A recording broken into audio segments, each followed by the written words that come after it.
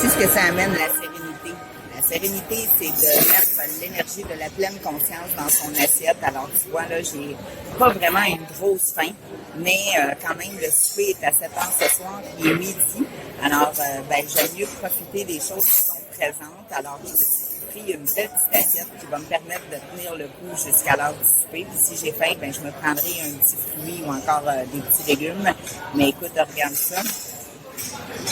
Ça a vraiment l'air bon. Et puis, tu sais, c'est des bonnes petites protéines. Puis, mon esprit est tranquille. Je ne mange pas avec émotion. Bon, je viens d'enregistrer. Puis, tu vois, là, quand je te dis, des fois, c'est une question de secondes. Puis, la switch arrive de bande. C'est vraiment, vraiment délicieux. Écoute, c'est des fruits de mer. Ça goûte le ciel. Mais tu vois, je m'étais servi une portion que je trouvais qui était raisonnable pour me permettre de tenir, comme je viens de dire. Quand j'ai mangé les 2 premières, en dedans de moi, ma bouche a fait miam, c'est donc bien bon, c'est frais, c'est goûteux. Ben écoute, tu n'auras jamais assez de ça. Alors, l'appétit a pris le dessus sur la faim. Mais il faut que je me contrôle parce que tu vois, moi, je le sais que juste ça, j'en ai assez. Il va en avoir encore demain midi, puis il va en avoir encore pour le restant de mon voyage. Alors, je garderai peut-être ce plat-là pour une fois où est-ce que j'aurai plus faim.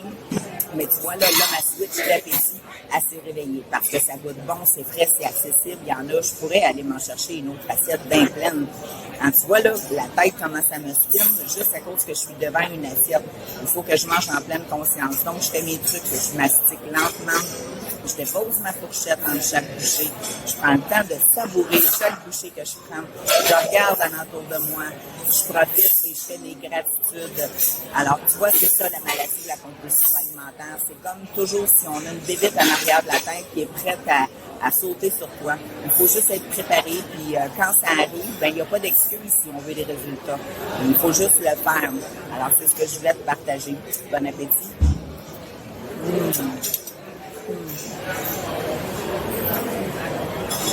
C'était une trop grosse bouchée. J'aurais dû la couper. Erreur à ne pas faire.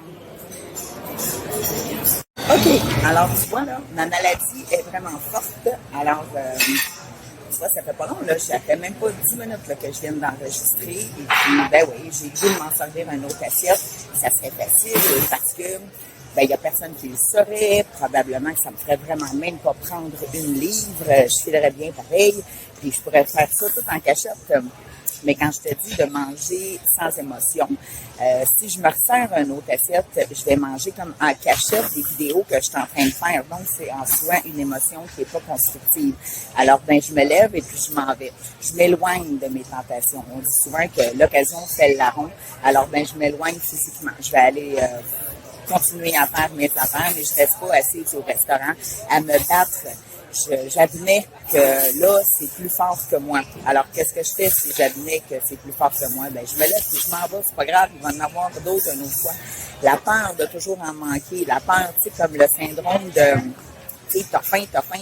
Je suis pas une condamnée à mort là, qui vient de manger le dernier repas de sa vie. Là. Je suis dans un 5 étoiles tout inclus. Là. Il va en avoir comme ça tout le reste de la semaine. Mais tu sais, c'est fort. C'est vraiment fort. Mais il faut le faire. Alors, je me lève puis je m'en vais. Puis au bout du compte, c'est moi qui vais être fière de moi quand je vais me coucher ce soir.